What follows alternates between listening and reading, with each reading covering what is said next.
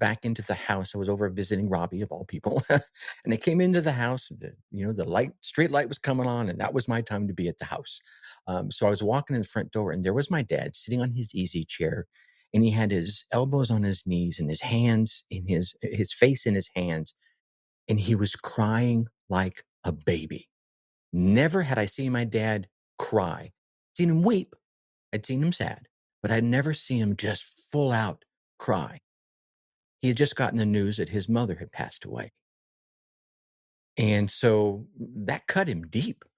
And so I let him gather himself, and he finally pulled me and he gave me this big old hug. And he goes, she loved you.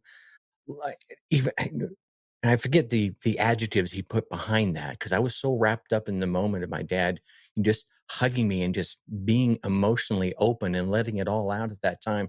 And he goes, I know, I love you too. I just don't want you to not know that. And from that moment on, I found myself saying, I love you, Dad.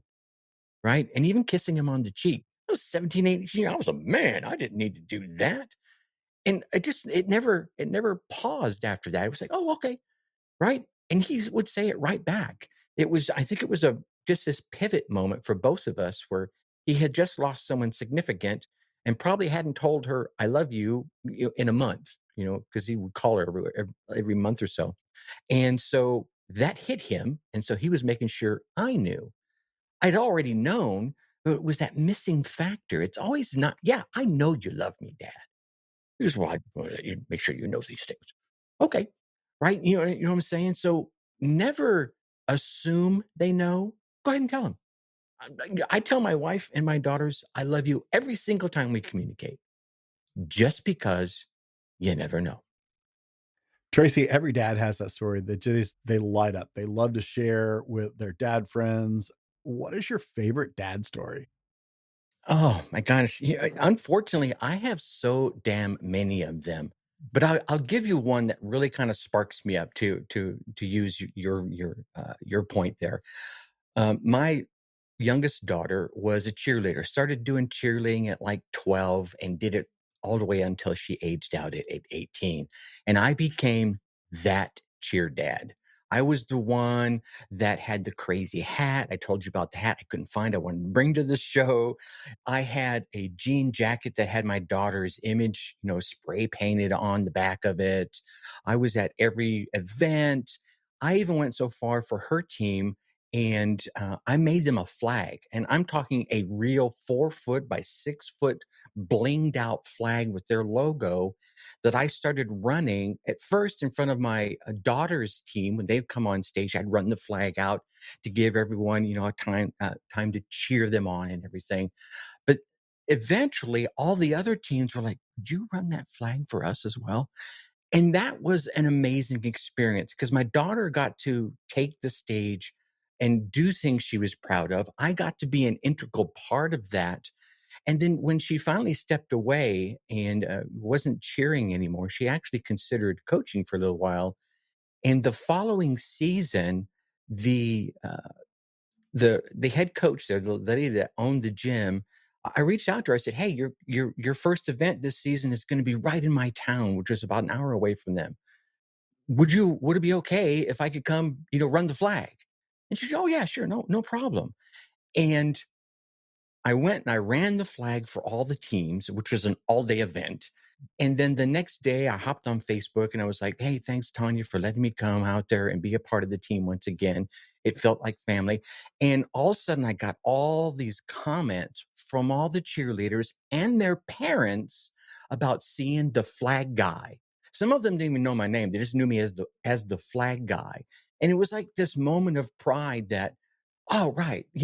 I was actually doing something not just for my daughter, but for all the other daughters and sons that were a part of this sport that they remembered and looked forward to.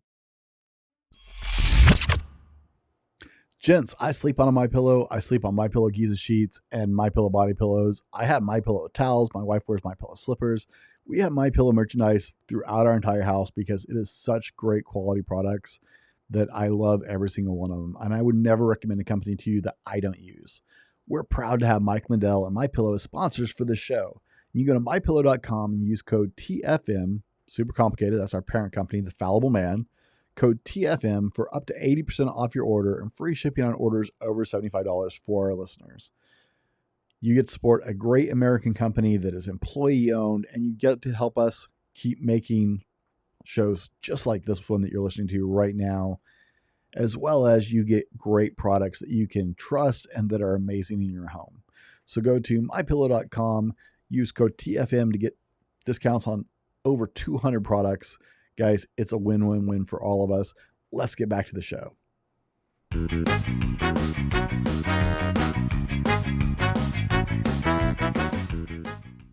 Welcome to the Dad Hat Shenanigans Podcast, the unfiltered truth about being a dad. Real dads, real stories, unfiltered, candid conversations on fatherhood. I'm your host, Brent Dallin, and my guest today is Tracy Brinkmann. Tracy, welcome to the Dad Hat Shenanigans Podcast. Hey, man, thank you for having me on. We were talking about both of us being podcasters. Have you ever noticed how your voice changes right into radio mode as soon as you hit that start button for this part of the show? Oh my gosh. Oh yeah, no, my children tease me about it all the time because they have all my podcasts bookmarked. I have an 11-year-old and a 13-year-old, and they'll Okay. listen to this one pretty regularly, actually, especially my youngest. But they all love to give me teasings about it's like, oh, dad's working. That's The right. voice changed. You try Dad's to working. I'll come upstairs. My particular studio is down in the basement, right below the living room, and my ladies, they can hear the tone shift in my voice when I'm sharing on a podcast or doing my own podcast. They call it my happy voice. I'm okay with that.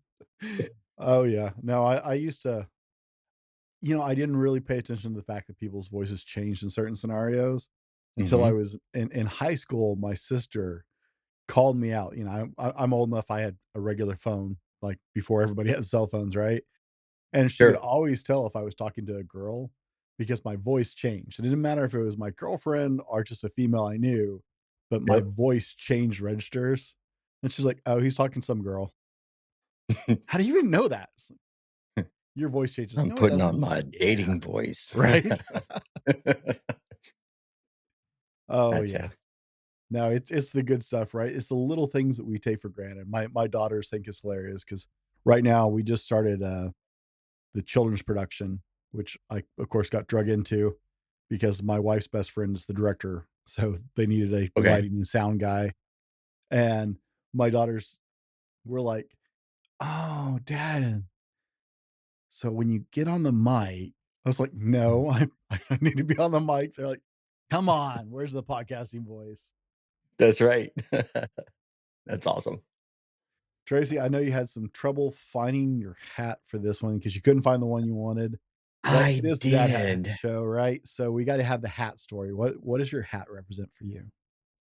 This particular hat here, it's got two representations. One, obviously, is the big steel Superman. And I think for me as a father, because I think about my father, my two grandfathers, they were supermen, right? There was a period in my time where I thought, you know what? My dad could do any bloody thing he wanted to.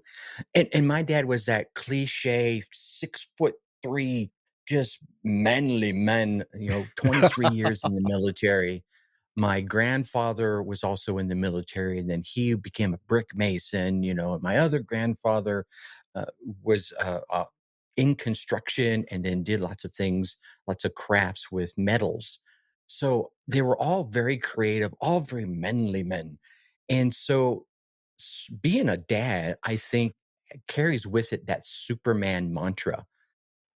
Sub story to this is I'm a big roller coaster fan. And I groomed all my daughters, all four of them. I groomed them on roller coasters from a very young age. As young as they were able to get onto a roller coaster, they were on it. Now, mind you, I never forced them to, but as long as they wanted to, they were on there with me. And there was a few of them they did. No, I'm okay. I'm not going to go on that one. And there was this one amazing one when we lived down in Atlanta, and it was the Superman ride. And it was the first lay down roller coaster that I had ever experienced. and you got into it and you sat down, and when they started the roller coaster, they lifted you up about 6 inches, and then they pivoted your seat forward, so you were almost in a full laying motion like this, and then they took you through the loops and the swirls and the rights and the left banks, and then they brought you back to us, and you felt like you were flying, and there was a couple of points where you were doing those cliche, roller coaster nosedives straight towards the ground. Oh my god, what a rush. It was amazing. So that's the sub story that goes with that as well. Oh my god. I've heard of those. Like, I love roller coasters. I love roller coasters. Grew up going to Six Flags, I was Yep. growing up and all those, and I've heard of the Superman. I've never Mm. actually been on one that lays you out like that. Oh I my god, it's want to so amazing. bad. Oh, I want to so bad. It's such a different experience from any of the other ones. Even if you're there was one there, it was the Batman, and it was you were seated and it was like all open, which is cool in and of itself. But man, that laying down one, Mhm. that's a different experience. Oh my goodness. Yeah, I wanna try one of those so it's been so many years. I had a punch list of, like, the top 10 roller coasters in the world, and Mhm. I was marking them off as I hit them, when I was younger. Haven't been on in a Two of few in the a while. 2 of the greatest roller coaster parks for me, I mean, and I love Six Flags, and grew up with all the Six Flags, Magic Mountain in California, the one down in Mm. Atlanta, but the 2 that stick into my head when it comes to roller coasters, if you're a roller coaster aficionado, one is, Cedar Point up in Ohio, and so that one's a really good one. It's in there in Sandusky, Ohio, so it's the very top, and then you have to go down to Universal Studios, and Universal Studios has 2 parks. One is obviously the Universal Studios park, and the other one is the roller coaster park, and Ooh. they have some sick roller coasters. They have one, well, it used to be, called the Double Dragon, and it was really 2 roller coasters that kinda went weaving around each other. So, you get up and go on one, and then you just turn around and go back on to go on the other one because it's a little bit of a different experience, and they have some amazing other roller coasters too, so Is check that those out if you're ever down. is that Universal Florida? That's Universal Studios Florida, yeah, yeah. I've been on that one. I've been on the Double Dragon. Double Dragon? Yeah. Yeah, yeah. I'm personal huge fan of the Viper at Magic Mountain. Like, that one was, Yes.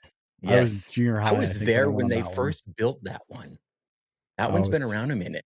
yeah, I was in junior high, passing through, and we stopped and went to Magic Mountain, and We probably that passed one each was other sick. in on the walkways of Magic Mountain then.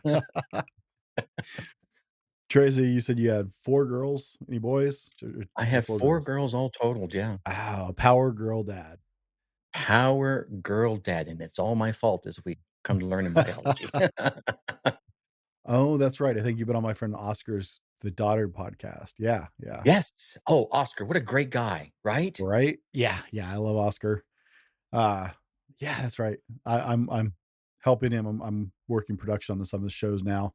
So, I was going back through, I thought I'd seen the sound bites with you on there. Yes. So, Yeah, yes, that was a good show. I love that. What a great concept for a show too, because, I think being, a dad to a daughter is night and day to being a dad to a son. it is. Let's get past the obvious reasons, right? But Mhm. even still, you're trying to raise, here's what I call it. You wanna raise a princess that is a princess, but you want her to be able to get her hands dirty, right? I want my daughters, and I taught my daughters how to change their oil, how to change their tires, so that they did not need a man. But I also raised them to pick a man that wouldn't make them do those things. Right? So Ah, right it's there. this Yeah. odd balance, you know what I'm saying? You know how to do it, but I don't want you to have to do it. So there's that tricky balance you gotta do sometimes. I am a deep believer. I have stop and count these days. I have 8 or 9 nieces Mhm, and 2 daughters. Like, there's only a couple boys between the 2 sides of the family. There's only a couple boys, mhm. that have come in the our kids' age groups, and so I've grown up, being around my nieces all the time, and So I had expectations when I became a dad, and that was one of them. Was like, okay, I want my daughters need to be able to do this stuff for themselves. I don't Mhm. want them to have to. If they bring me home a boy where they have to, he's out. Like that's just a It's it. Yeah. Tracy. I said you were a I, oh, sorry. I was just gonna say there was a young man that, my oldest, brought to the house, and she goes, "Dad, he wants to ask you to take me out on a date." And she was probably, I was about a junior, maybe a sophomore in high school, and she told him, "You have to do this." And all the other boys are like, "Well, later." And he came up and he did. He asked me, "Hey, can I take your daughter out on a date and this?" And yeah, sure. And we had a good chat. He was a great guy. It didn't last long, but just the fact that that respect was there, and my daughter had made sure they were aware this was a requirement. She Hmm. wasn't going to be going out with someone that I didn't know who they were. And I thought that was cool on both sides. One, that he did it, and two, that she insisted upon it happening. That's solid gold right there. When your relationship is so successful with your children Hmm. that your daughters have this in their heads, like, no, we there are hoops you got to jump through to date me, and one of them means you got to actually like meet my dad, and they're down Yeah. with that, Yeah. right? It's I was loving it. I was loving it. Gentlemen, right there, that should tell you we're talking to a good person to get some advice on this. But before we dive down those rabbit holes, Tracy, uh, I said you were a podcaster. Is there anything you want to tell the audience about you before we deep dive that they need to know? I'm just your average schmo. I like you said, I have a podcast. It's funny, and it's like anything in life. You dive into something. I dove into podcasting way back when in 2007, and then started my most recent one in 2020 when everything was going haywire. Actually, s- I started planning it before everything went haywire, and I thought, you know what, I'm not stopping now. I'm gonna keep going. And it's gotten narrower and narrower and narrower as I've gotten more experience with it. And it's like anything else in life. Okay, I'm gonna be a car guy. Okay, were you gonna be a GM guy, a Ford guy, or a Chevy guy? Right? Dodge, Mopar. What are you going to do? And you start narrowing it down. Okay, well, now I'm going to be a Ford guy.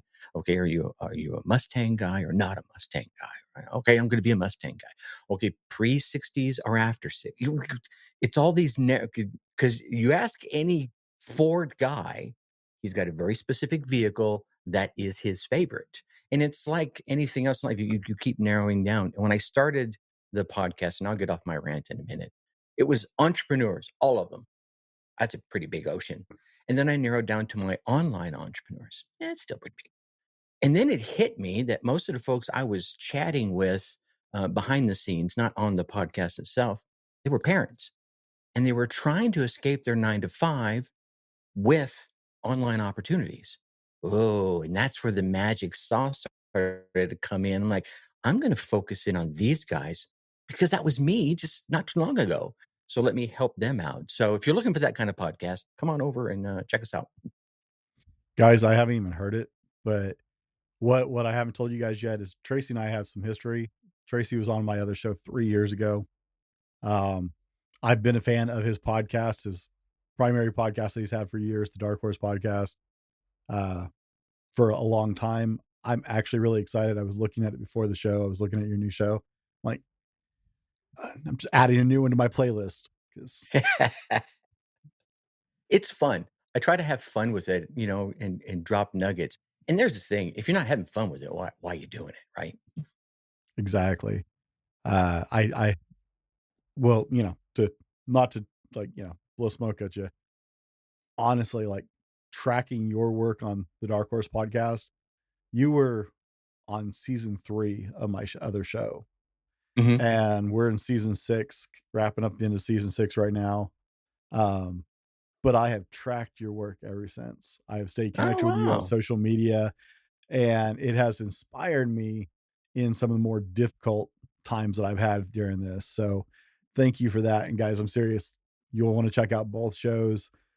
The man has a lot to teach and a lot to share. But today we're just picking his brains about being a dad. Being a dad, there it Being a is. dad, because let's face it, that's like one of my favorite things. I think is one of your favorite things. It is. I'm very proud of my, moniker as a father, 100%. What's your favorite thing about being a dad? Hmm. I think one of my favorite things is gonna be self-serving, is, hearing them pass the lessons I tried to bestow on them onto my granddaughter, right? I have 1 granddaughter now, and, my oldest will occasionally reach out to me and say, "All right, here's what's going on," to kinda right on the text and, share whatever's going on in, my granddaughter's life and say, "Here's what I told her." I'm like, "You got it. You nailed it." And I'm sitting there thinking to myself, "Wow, that's the exact same thing I actually told her about the same age, or that I would have told her if I'd have been in that same scenario." And as a father, as a parent, you just kinda you just puff your chest out like, "Damn, she actually hurt me." Because let's be honest, there are times in your life, and if you haven't gone through it yet, you probably will, where your kids aren't gonna listen to you. Keep talking to them, right? Don't I'm not a big fan of the yelling. I've been through the yelling phase. It was a waste of time. But keep talking to them, because here's the thing that I learned, luckily from my mom and dad, weren't big yellers. If my dad raised his voice even a little bit, I knew hellfire was about to rain. And my name changed from Tracy to Boy. Uh, and that was the level of voice he would go up to. And if I heard that, I'm like, "Oh, okay, what'd I do?" So, don't bother yelling. They're just gonna that's an instant turn off, but keep talking to them, because as a result of that, when they get older and they get into that same scenario, your voice, God willing, if the river don't rise, will be the one in their ear going, "Here's what I told you to do when you were 14. Maybe you should share this with your child at 14." And those are proud moments. And even with the changing environment, society and social media and everything, a lot of the core lessons, they kind of remain the same and they can be bestowed forward. I I years ago, I was a youth minister, and, this is before I had children, but I grew up working with kids, but I used to tell parents all the time, it's like, there's a point where you're going to have to trust that you did your best work, Mhm. and though you don't see it right now, when life tries those kids later on, that what you did, that's actually embedded, and it's gonna come back up to surface when they're faced with those situations, Yeah. and you gotta trust that that's what's gonna happen, because that's what happens with you. You may not remember it with your parents, but I was in my 20s and early 30s, and it's like, I still have those moments where I look at it and it's like, those lessons come flooding back. I'm in a situation, it's like, "Oh, yeah, dad told me about this. Mom prepped Yeah. me for this," right? Yeah. And so it's one of those things I'm having to look at now with my kids being 11 and 13, is remembering some of those lessons my parents taught me, and it's like, Mhm. What would mom have done?" I have the benefit, my mom now lives with us, Oh, so I have nice. the benefit because grandma is right down the hall, which is a huge benefit. There's a lot of value, to having her in my kid's life every day. Yeah, that's So an amazing experience. We were lucky enough to have that for a short period of time when we were down in Atlanta, and the girls were, they're still in their single digits. I think Talia got as old as 10, but grandma and grandpa weren't in the house, but they were like 5 minutes away, right? And grandma was like, "If you ever need a babysitter, just bring them over." And dad would say, "Well, who cares if they want a babysitter? Bring them over anyway." My dad loved the girls, loved them to death, and, so it was a blessing. Take them over there, he'd feed them and joke around, play with them, have a good time, and they would see yet another man, being a man, but still being able to be soft and, be joling and have a good time without all that male bravado. But don't you right? Push come to shove, dad would leap over a bar, and I say this because I saw it happen, to defend family, right? Mhm. So when something boom, you will be there. So, they get to see both sides of that, and not just from one male person, but from another as well if they're around. So, And I think I wanna add to this, you can't just be parenting when things go wrong. I think you need to be parenting, and I use that word intentionally, all the time. And for me, that also meant sometimes having to share a part of my life that I'm not proud of, but I survived. So when I tell you, don't do drugs, right? Or don't go drinking, or, or if you do it, monitor yourself or wait till you're, all the leagues, all the stuff. I told my wife at the time, I said, I'm going to be telling him these stories. And then, of course, you keep it age appropriate, right? Oh yeah, Tell yeah. them what they can understand.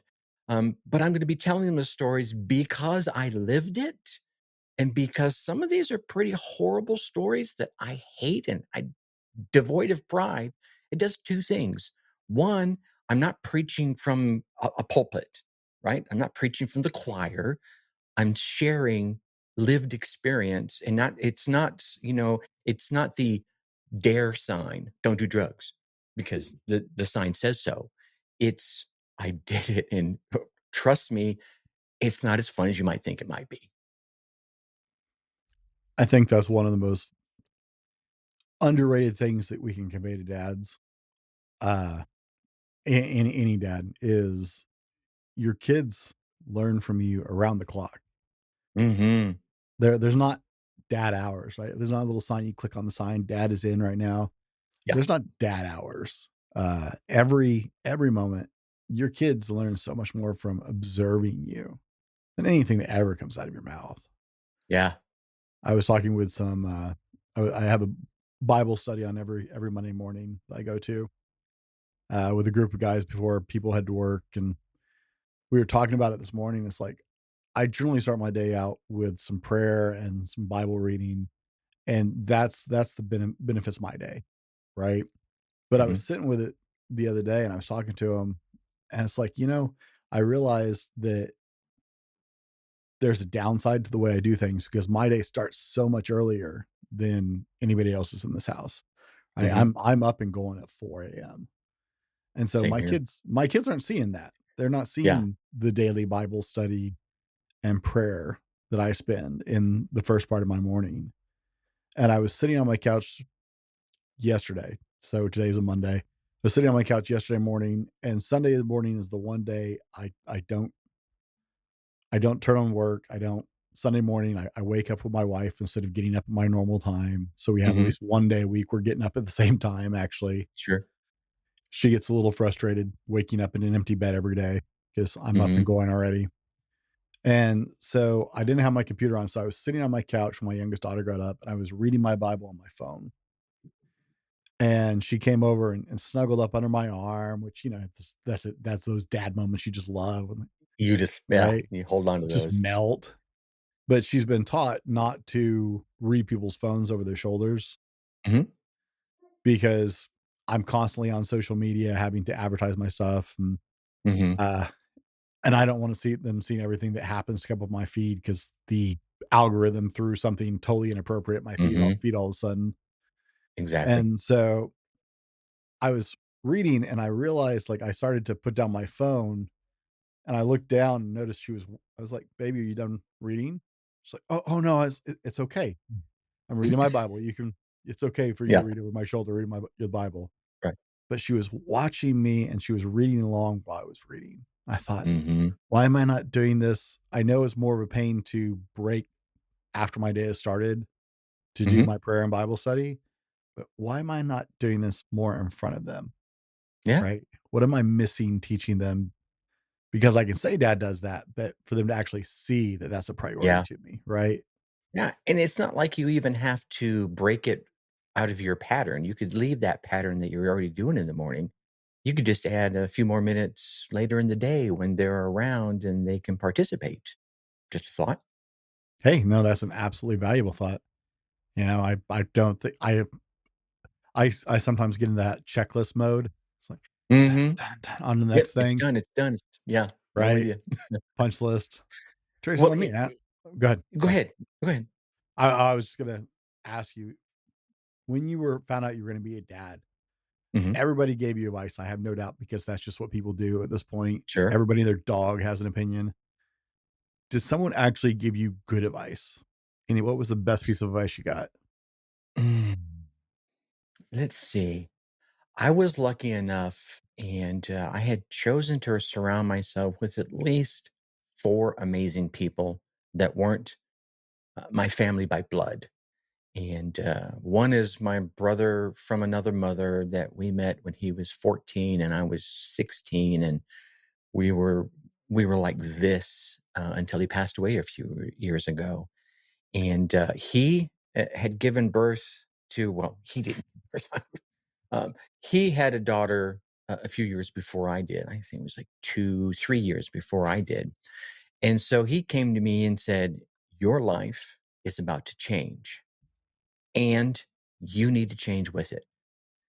And, I say it like that because he was one of those guys that would walk up to you, smack you on the back of the head, and go, "What the bleep are you doing?" To me, right? And to his brother, because that's the relationship we had, and that's how I wanted it. I need you to check me because I'm gonna check you. So, we had done that for years, and, I was in an ugly place in my life, I alluded to the drug scene earlier, and I was in that, and I tell my oldest daughter, she saved my life. Because when stuff went down 3 months later after she was born, I was walking home, and in my head, I could hear my dad going, "Family first, family first, family first," which I probably just would have pushed off to the side if it had just been me, but it wasn't anymore. I now had a 3-month-old daughter, and so that was saying, "Okay, I'm not just jacking around with my life anymore. I'm now impacting another human being that I brought into this world, and I wanna make it's my responsibility to, raise."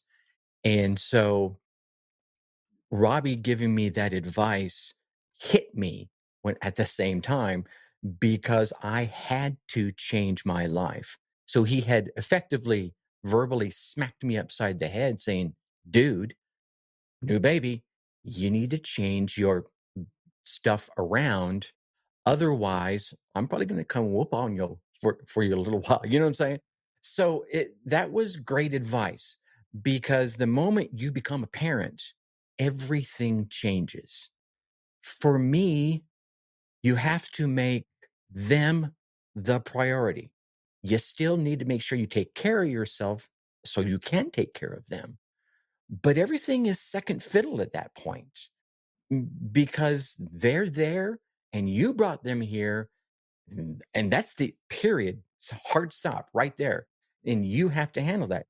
I was lucky enough that my mom and dad, when I was, fixing myself coming out of this, I was able to go back to mom and dad, and I moved into the garage, and my, daughter literally moved into what used to be my bedroom, probably not more than 4 or 5 years previous.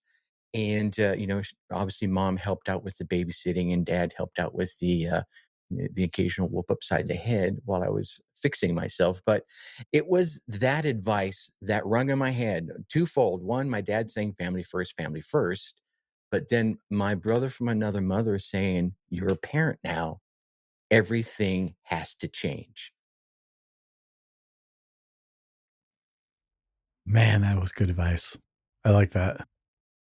There's just so much lousy advice. I'm not joking. Everybody and their dog, right, gives you advice the minute they find out you're Yeah. gonna be a dad. So much of it is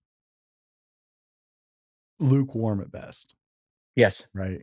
Yeah. Um, that's one of Well, the and I I think society, and of course, we come from an earlier time. I don't know your age, but I see the beard and a little bit of gray going on there. So oh, I'm going definitely. to I'm going to tack on a couple of years, maybe not as many years as I have. But I think we came from a different age when when you got advice. It may have been milk toast advice, but yours are 13 and 10. I think you said in 11, that yeah. area? Okay, so you've got a decade, you're going back. So yeah, you got a lot of that milk toast advice. My oldest is 35. So I got that advice 35 years ago. And My circle of close friends were a little more honest, and I wanted them to be. I didn't wanna surround myself with a bunch of yes folks. "Oh, yeah, you're amazing, Tracy." No, if I'm not amazing, don't say it. You know, hit me upside the head, stop me in my tracks, and guide me, because that's why you're my friend. Otherwise, you're not my friend, you're a fan, and I don't need fans, I'm not on a stage, if that makes sense. Oh, I would 100% agree. Like, people talk about, oh, I blame Facebook for contaminating the concept of friends when instead of having Mhm. followers or something like that, they had your friends group, right? Yeah. Yep. Um, but that's the thing, right? If I count friends, actual Mhm. friends, it's a very small number. And Yes. all of those people would not hesitate to hit me in the head with a baseball bat if that's what it took to Right? get my attention, to That's straighten right. up, right? Yeah. If they thought I And was that's being stupid or foolish as a father, they wouldn't hesitate because they love my children too. yeah. And that's the way, for me, I believe it should be, right? I've got that, I could probably count them on one hand, the friends that I would take advice for in the first place. I heard a video, I think just this morning, that said there are 4 people you should take advice from, and the one that's, one of them was the person that's traveled the path, the person that failed traveling the path, and I forget what the other 2 were, but the last one was the person that you respect that traveled the path. Because I know a couple of people that are or were parents, well, they still are parents, that I don't wanna be like them when it comes to being a parent. So, that's not someone I wanna be taking advice from, and trust me, and like you probably experience, they're just as fast as everyone else. I know because I have, a girl, and here's what you're gonna go through, and you're like, "No, no." Those are usually those, part-time parents. They're parents when things go awry, or worse, even worse than that, they're parents when everything is going well. And when things are going awry, you're like, "Where's your mom? Where's your dad?" And they're like, "I don't know. They were here a minute ago."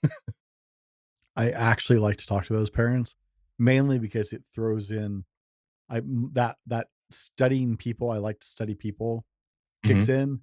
And so I'm studying not for what I want to do, but for the key indicators of this is what I should not do. How did they Right. actually get to this point? What is interfering with their focus? What is drawing their attention? What is it they see that is so much more important that I should absolutely be aware of that thing so I can not follow that same path, right?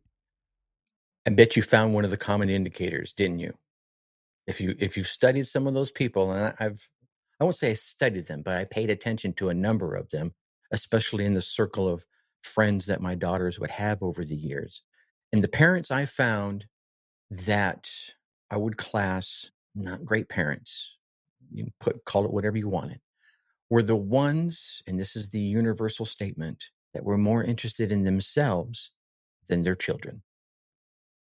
And therein lies the problem. It comes back to the advice I was given by my brother Robbie. Everything's gotta change. And I was going through my party phase, right? I was going all doing all kind this all me, me, me, me, me, me. It couldn't be about me anymore. It had to be about them. Did I get me time? Of course you get me time out of it, but it's a lot less.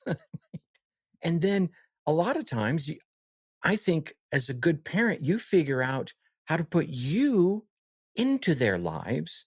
There's where one of the big breaks is, especially with social media, right? Oh, uh, my mom's, doing this thing over here. She's on her phone. The kids are on their phone. What Check it out, ladies and gentlemen, moms and dads. If you're not being the parent, someone else is. Facebook is, Instagram is. They are influencing your child's perspective on life, on what's good and what's bad, on the gray spots where some parents think you should go that way and some parents think you should go that way. So you want to be there. You want to be that parent during the good times and during the bad times, during the quiet times, as well as the loud ones. One of the I I would agree, you see the ones who are self-interested, right? Mhm. One of the big red flags I see, and it's a I wanna say it's part of that "it's all about me," is the parents who never move on. Mhm. People who never move, right? Those friends you loosely, that are, like, in their 30s or 40s and like, "Oh, you remember the good old days?" Like, that is such a red flag statement to me. Like, Yeah, it's as red agreed. as my hat. Yeah. Those parents who never moved past and looked forward towards the future. They got stuck Mm. in the glory days, and now they're going to Yeah. live those glory days through their kids and force their kids to do it, and that's what they really want out of children. It's like, no, no, no, no, no, Yeah. Yeah, and those are not great folks to even be in a relationship with, let alone be co-parenting with. right? Yeah, those are I'm always awed by those people. It's like, um, I I'm really happy with my life now. I mean, my life is far from perfect, Yeah, but you couldn't pay me to go back to those days. I lived them. Sure, they were cool in the time, and I moved on to much other. But there are so many people who never move past that 18 to 22 range. yeah, that's sad, that's about the best way I could put that one. Tracy, is there anything particularly? I mean, we're covering some broad ground here, and I'm loving the conversation. Is there Sure. anything particular you want to bring up today while we're talking? Um, I think as being, the father of someone who's lost a child, and I think that's a very narrow group of folks. God, I hope it's a narrow group of folks anyway. There's there's a message inside of that. And for me, I was lucky enough to start learning this early on, which is probably why I'm not stuck in my 18 to 21-year-old self. I learned to take the moments and look back into what I call the abyss, your dark times, whatever your dark time is, a loss of a child, your divorce, bankruptcy, a stupid relationship you got, whatever it is, and learn the lesson. And I think the same thing is really applicable to parents and help their children do the same thing. Don't ignore the ugly, the bad, as much as you wouldn't ignore the good. I mean, we're so busy giving our kids, prizes for participation. How about make sure we give them the awareness of when they stumble, bumble, fall, and faceplant? And as the parent, help them understand we stumbled, we mumbled, we fell, we face planted, we got up with caca all over our face, learn to wipe it off, maybe laugh at ourselves a little bit and move on. Before Krista passed away, I probably had one perspective on life, and it was a good perspective. It was like, oh, there's all these great things that can happen. And I was always hopeful and optimistic. I still am. But then there was a level of realism that stepped into my life at that moment and from every moment on to say, okay, well, it's not all rose colored sunglasses and rainbows and unicorns. Every once in a while, bad things happen. And you just got to learn to, okay, step up and move on. You're not going to get everything you want, not going to get everything you even need. You are going to be faced with a really tough decision or faced with something really ugly happening. What is the lesson in that? So that you're not stuck at that moment. Maybe it's not your 18 to 21 moment. Maybe it's your 27 to 31 moment. You can't get past that moment. I believe God, Allah, Buddha, Mother Nature, whoever you believe in, is going to keep giving you that lesson, putting it in front of you until you learn it. And once you learn it, well, then you can start moving on and you'll stop being that person that is stuck in their 18 to 21 phase. I think it's one of those valuable gifts. I was enjoying you talking about how you told your children those stories, right? Those stories that you don't always come off looking so good in, right? Exactly. Yeah, I think there is so much value. I mean, and like you said, you obviously have to keep it age appropriate. I have some sure. stories that my children have gotten the Cliff Note version of a Mhm. few more years before they get the full unfiltered version of that. Sure. Because I've definitely stepped in it pretty deep. But there's so much value as a father to, and I think vulnerability has become a big word for it, right? In the modern era, you hear men's shows talk about vulnerability all the time. Mhm. Part of that is being a dad. One of the best things you can do with your kids is let them see you as an imperfect human, I think. Mhm. Let them see Agreed. you fail, let them see you struggle, let them see that you're not perfect at everything and you gotta work for it. Yeah. It's one Yeah. of the I, things. there was a period in my late teens that I questioned if my father loved me as much as I thought he did. And it wasn't because of anything he did. There was no abuse, none of that. It was just I didn't see it. My dad was an amazing man, did all the right things for the family, but he I don't know, there was something missing. That feeling went away one evening when I walked, back into the house. I was over visiting Robbie, of all people, and I came into the house, the street light was coming on, and that was my time to be at the house. So I was walking in the front door, and there was my dad sitting on his easy chair, and he had his elbows on his knees and his hands in his face in his hands, and he was crying like a baby. Never had I seen my dad cry. Seen him weep, I'd seen him sad, but I'd never seen him just full out cry.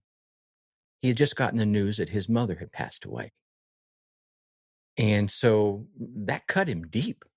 And so I let him gather himself and he finally told me and he gave me this big old hug and he goes, she loved you like even and I forget the adjectives he put behind that because I was so wrapped up in the moment of my dad just hugging me and just being emotionally open and letting it all out at that time.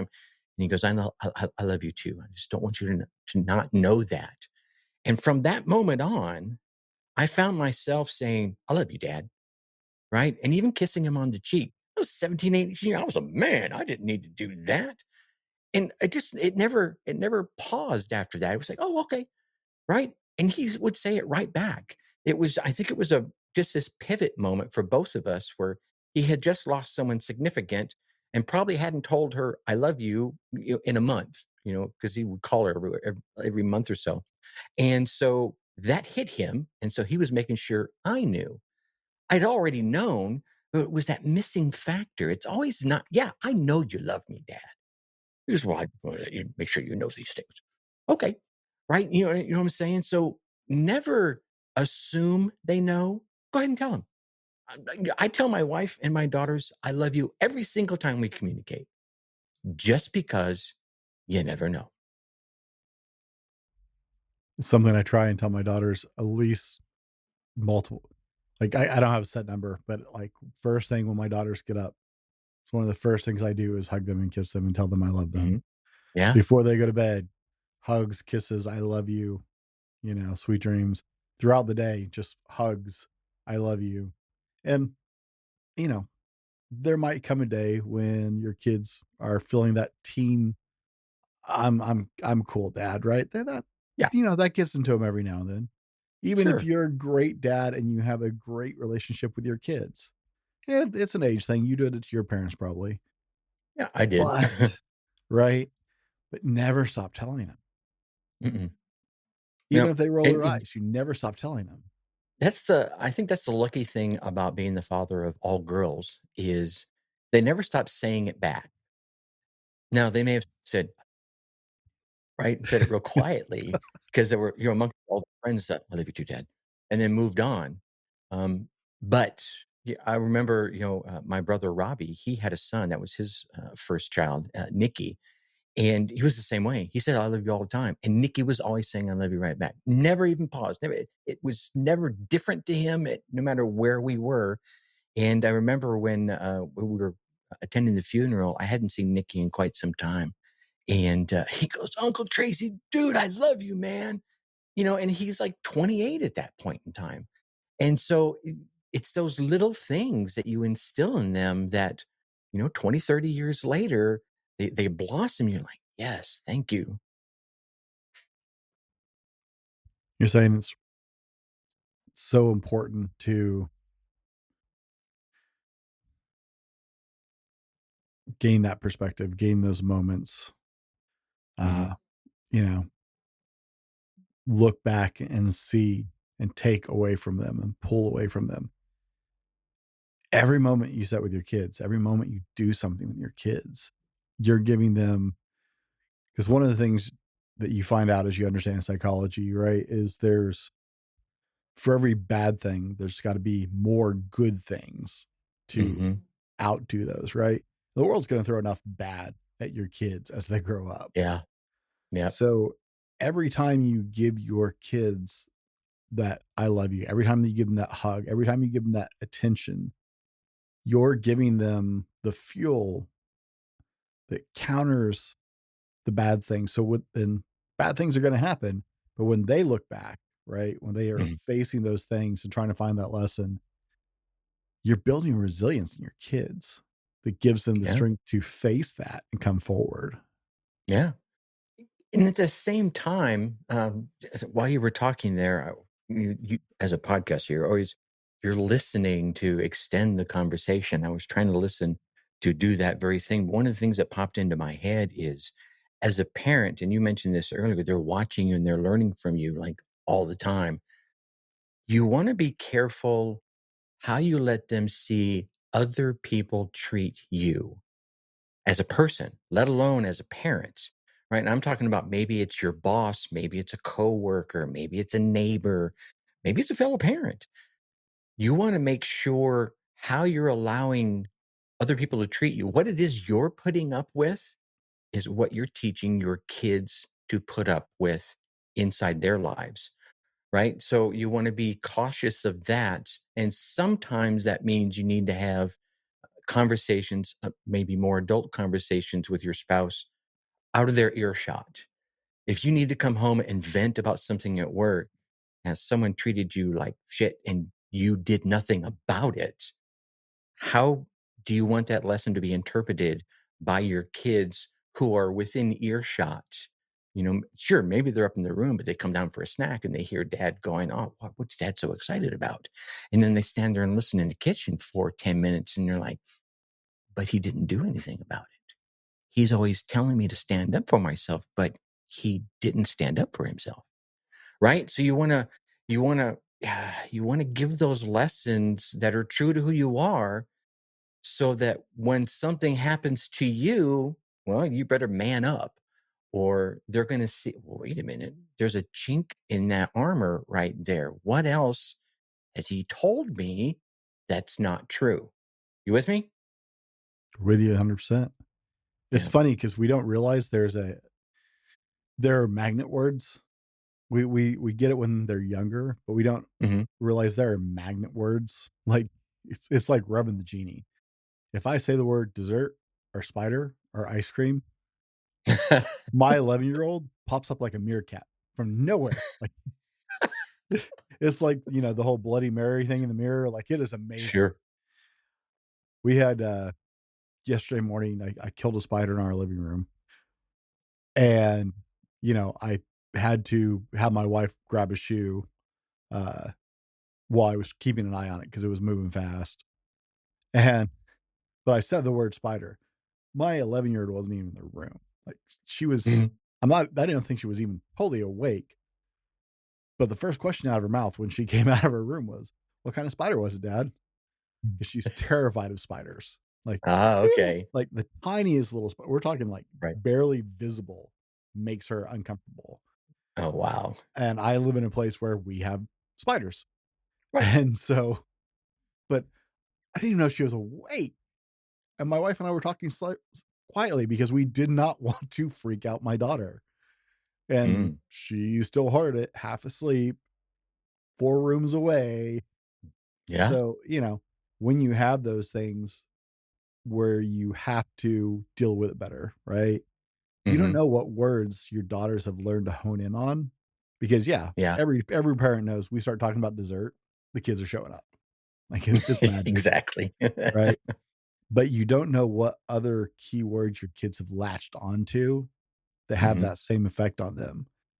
And Yeah. so when you're facing those moments, it's like, "Hmm, how do I process carefully? What do I need to keep out of earshot?" And Yeah. right? Because you don't know what they're gonna latch onto, and it is just like a homing missile. You hit the right word, and here they come. Are they Yeah. all in? My daughters will have headphones on working on stuff, and there are still words that just Can right there. somehow they make it through Right. all that noise dampening. Yeah, I think one of the greatest things about being a parent, and I say this because I believe you're like me and you own it. I am a dad. Period. Hard stop. Right? You are the mom. Period. Hard stop. And is one of the greatest things about that is it has taught me to be a better person because I started being even more mindful. I was pretty mindful. I got into martial arts early, which teaches you situational awareness. Again, I mentioned my dad was in the service. I joined the service. Again, situational awareness is just a part of your breeding at that point. It becomes a part of who you are. And so I think I was pretty good at knowing who I was. Sometimes I just didn't care.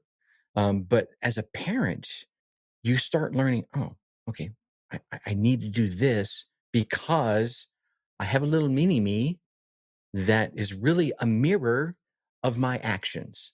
And I don't care what I tell her, it's like I'd be doing this, right? The mouth is just moving. And maybe it's like the Charlie Brown teacher. Wah, wah, wah, wah, wah, wah. And but what they see you do, do they see you stand up and take a stand against whatever it is you are hard for or hard against? And if they see that, they're like, okay, you could never say it any time in your life, but the moment they see you do that, I mean, there was a moment where I stood up for someone that was getting up. Another one of the wives, it was a cheer mom. I'm going to assume she was married. None of them wanted the cheer mom's face. Not my team's mom, not my wife, had no relation to me whatsoever, but I still felt it was wrong. And I stepped up and stepped between her and the gentleman that was being ugly to her. My daughter saw this coming off stage and she walked over and just kind of stood, behind me and a little bit to the right there and waited for everything to die down. And I offered my apologies and I told the lady, I'm like right over here if something goes on. And Shandy goes, what happened? So I kind of broke it down for her. She goes, you're awesome, Dad. Okay. She didn't have to say that, but you're like, "Oh, yeah." But it was because I never told, "Hey, you need to have a man that's gonna do this for you." But it's that moment in her, I think inside her psyche where she was like, "That's the kind of guy I need in my world that I know is gonna do that." It doesn't have to come to fisticuffs. We don't wanna be all get out there, get all violent and everything. But there's a point where the man's gotta step up and say, "Dude, step back or else." You know what I'm saying? Well, it's one of those valuable things as a dad, right? I look at every action, and I try and step back and look at myself almost in the third person. Mhm. Every action in the way I treat my wife, every Mhm. action in the way I interact with other women. I am teaching my daughters what to expect from a man. And this is such a sacred duty as a father. Yes. If I hate like I'm gonna get so much hate for this, but if your daughter ends up with a horrible guy who treats her badly and abuses her or something, guess what, dad? You fell down. Mhm. Because if she's okay with that, she learned that from you. She learned Yeah. that that was acceptable. Mhm. And I know I'm gonna hate for that, but I don't care at this point. My daughters, it goes back to our beginning conversation about your Superman hat. The day my daughter was born, I decided my job was to become Superman Yep. because I want to set the standard so high for what my daughter considers a man to be. The value, the standards, everything from how I take care of my health to the way I treat people, to the way I spend time with them. My job is to set that expectation so high that she will have a very clear, this is how I expect to be treated, and this is how I will tolerate being treated, and Yeah, nothing less. exactly. And at the same time, if you have a son, you're teaching your son, this is how you treat women, right? This is how you treat, your buddies, etc. And here's one for me, and this one irritated the snot out of me for the longest time. And my circle, which is probably another reason why my circle of friends were so small. I would not tolerate misogynistic behavior amongst my male friends. I wouldn't tolerate it. Now, mind you, I'm talking about after my 18 to 21 phase. When I was a bit of a I was a dog back in the day, but right when I grew up, my circle of friends shrunk instantly because of that one factor. I wouldn't tolerate it. We would go out. I can name 3 of my buddies. We'd go out and go to downtown Los Angeles, up there on Hollywood Boulevard. We like to go to, the clubs up there, listen to the rock and roll, and 2 of those friends would be catcalling ladies as we drove down Hollywood Boulevard. And I would be slugging guys in the shoulder and calling them names that I won't say right now because I don't want that kind of behavior in my circle of friends. And if that's who you are, you and I are not hanging out tonight. I'm not going to do it. I will take a taxi home or something because maybe that woman you just catcalled is someone I might actually want to date. And I'm now associated with that catcall because of your lame behavior. Right. And that's how it happens. So you're teaching the men, the future men, how to treat ladies. And then you're teaching the ladies how they can, how they're willing to be treated at the same time.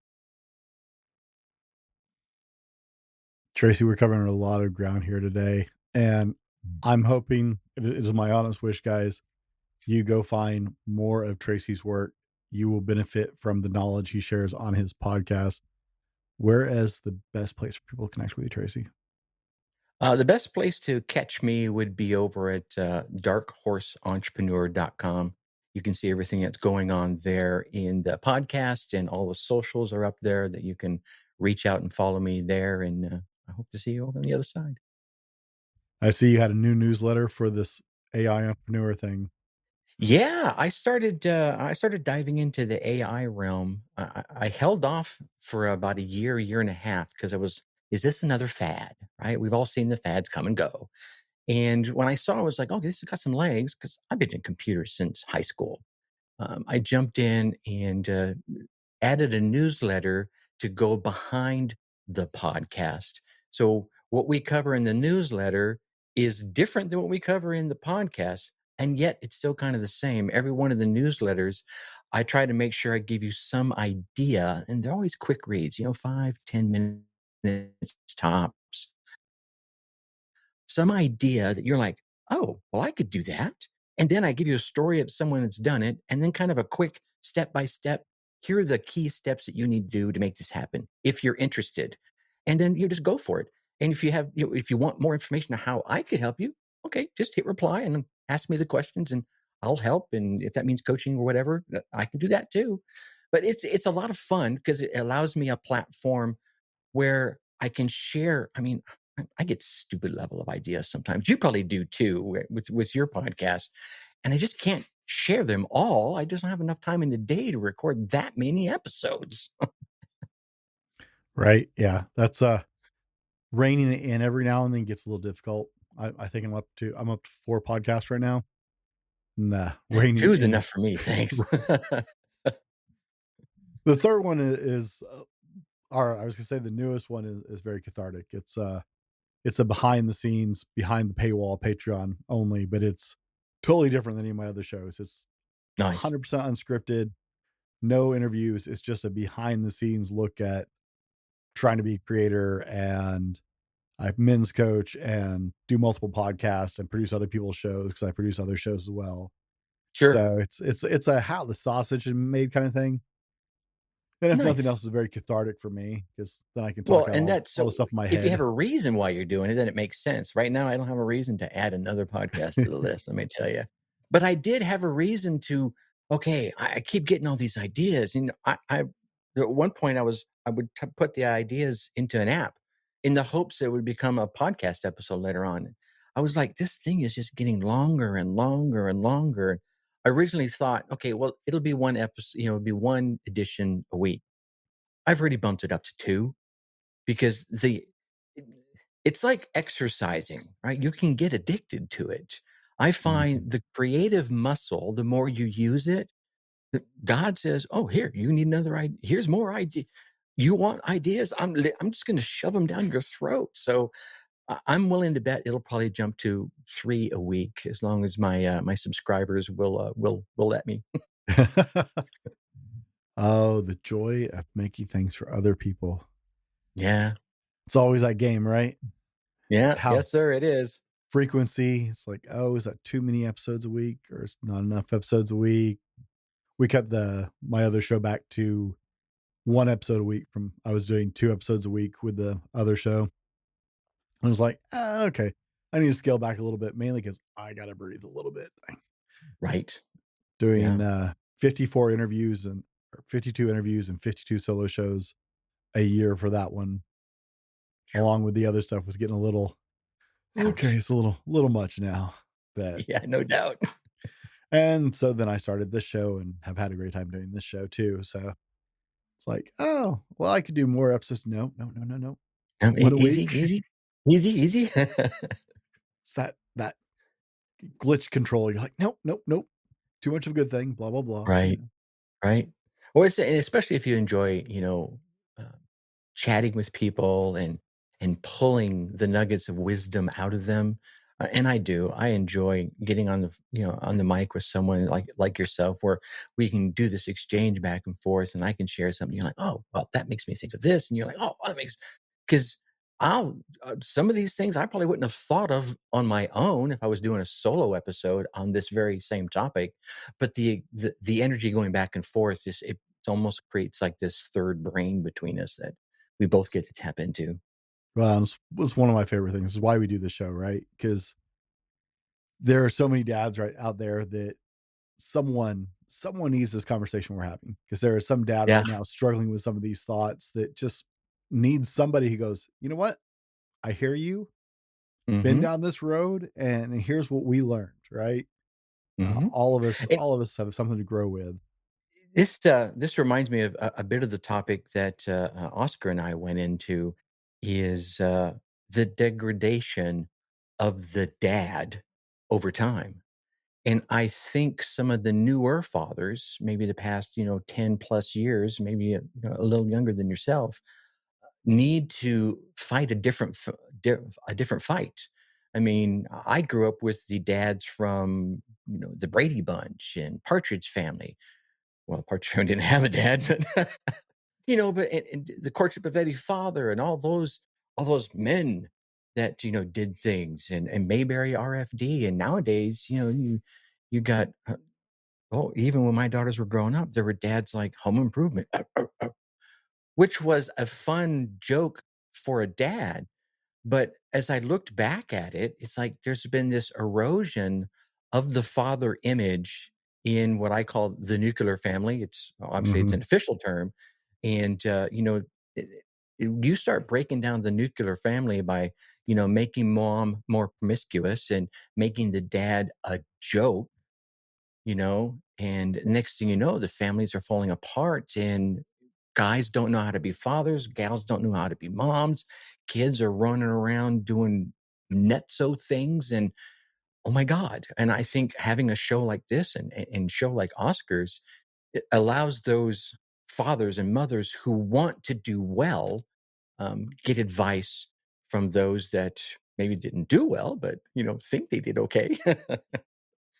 Well, we have that. I'm right in the age group to go from that switch over of Family Ties and some of those. What Mhm. was the one with Urkel? uh, Oh, yeah, yeah, yeah, yeah. right? I can't remember Right the at name that of it. that TGIF lineup where that term came, Yep, right? yep. But I'm right at the intersection of that and the Al Bundys and Homer Simpsons, where fathers Yes. started becoming the butt of all the jokes and completely useless, and Yeah. major shift from, like, what was it? Was it Family Ties that had, Michael J. Fox, Yes, right? His yes. dad his Very dad was grounded. awesome, right? Yeah. His dad was It was awesome. amazing. And it's funny, even if you go back to, let's, All in the Family, okay? Archie Bunker, not a dad that you would probably want to, mimic, but he certainly loved his family. He would, kill or die for them, and he stood up for what he believed in. Okay, now you can do the more white bread version, and you can look at, the Mayberry RFDs where he was a policeman. The mother was out of the picture, so he was raising the son. And oh my God, even Happy Days, the father there wasn't a joke. He was a little quirky, but he wasn't a joke in that family. Everyone respected him. It's Mhm. just I don't know where the shift came and why, and I don't think it was intentional. I think it was just this slow erosion as Hollywood became more popular, so they had to do things a little more extreme to catch people's attention and, the advertisers' dollars. At least I hope that's the case. I was to say I think there was a little more intention behind it, but, yeah, that's a whole nother conversation I can go That's down. a that let's start a conspiracy podcast. Yeah, we can jump to that one on another show, just not this one. Fair, fair, absolutely. But yeah, I mean, you don't have to be that joke dad. Actually, I don't want you to be that joke dad. I want you to be a dad that has dad jokes, but not a joke dad. Lots of dad jokes. Tracy, we gotta land this plane. We've covered a lot, and it's been a great conversation. I've enjoyed this incredibly. I Well, think our thank you. listeners are gonna enjoy this. If our guys caught nothing else today, what is the most important takeaway you want them to hear? I'm gonna give you a standard piece of lesson that I try to share as often as possible, and I learned this way back in my teenage years from of all people, Bruce Lee. Absorb what is useful, discard the rest. And that's a quote that most people, that are in the martial arts arena will know, but they forget the last part. Add what is uniquely you. So if you're listening to this podcast and any other podcast and reading a book about parenting or just, I don't know what I'm doing, wherever you go to get your advice, I want you to absorb what is useful, discard the rest because it's not useful, and then add what's uniquely you because your situation is going to be different than mine, and different than Brett's, and different than my father's and anyone else's. So you're going to add that little spice that is you, that will fit inside of your family. That is incredible advice. Thank you. Gentlemen, for Tracy and myself, thank you for joining us today on the Dad Hat Shenanigans podcast. We're just a community of dads navigating life's challenges together, trying to make each other better, trying to help each other out. Until next time, laugh, learn, and live the dad life.